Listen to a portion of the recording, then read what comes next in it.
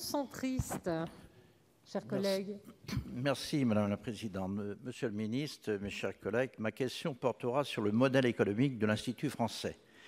Les moyens de l'Institut français se sont en effet considérablement réduits depuis sa création. L'État demande par ailleurs à l'Institut français de diversifier ses ressources propres, issues du mécénat et de cofinancement de la Commission européenne et des collectivités territoriales.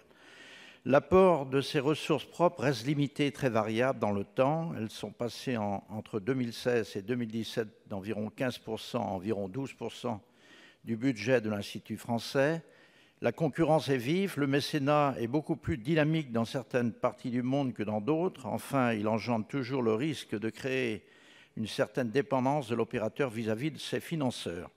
Le modèle économique est donc fragile. Dans ces conditions, ne faudrait-il pas, Monsieur le Ministre, permettre à l'Institut de diversifier davantage ses ressources propres? Le développement de cours de français en ligne est envisagé. Combien cette activité est-elle susceptible de rapporter? Enfin, les compétences de l'Institut français dans le domaine de l'expertise culturelle ne pourraient-elles pas être davantage valorisées? Monsieur le Ministre, pour la réponse.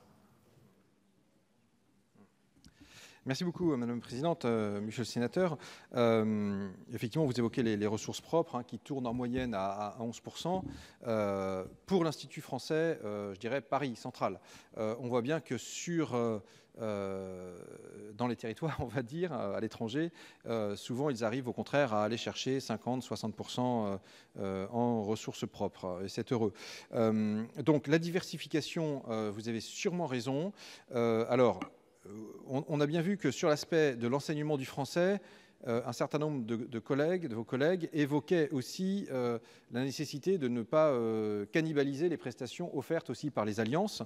Et on voit bien que là, il peut y avoir une sorte de course au financement, mais il ne faut pas que cela se fasse comment dire, dans une incohérence totale. Donc, de ce point de vue-là, voilà, c'est un petit point de vigilance que je voulais souligner. En revanche, sur l'aspect expertise culturelle, ingénierie, c'est vrai que je pense qu'il y a là vraiment des savoir-faire au sein de l'Institut qui sont développés, qui sont reconnus. On a là des femmes et des hommes de talent qui maîtrisent tout à fait les codes culturels, qui maîtrisent tout à fait le montage de projets.